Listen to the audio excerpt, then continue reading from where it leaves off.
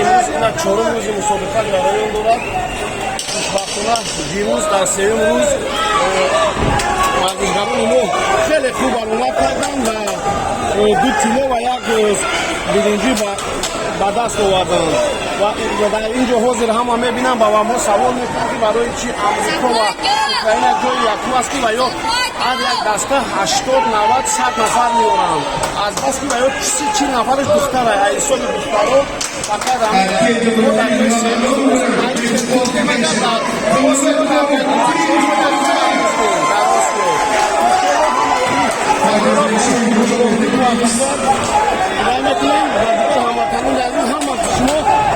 امروز 4 نفریه 4 ورزشکار که امروز دوما میتونم مسابقه یکی شعباز انشاءالله غلبه کرد دیوم ابوبکر و ابو جواهری و ابو علی سیدو همه زمان تبریک میگیم و همه با دعا باشه در آخر گفتنی هم که تاجیکستان با پیش اللي عندك هلا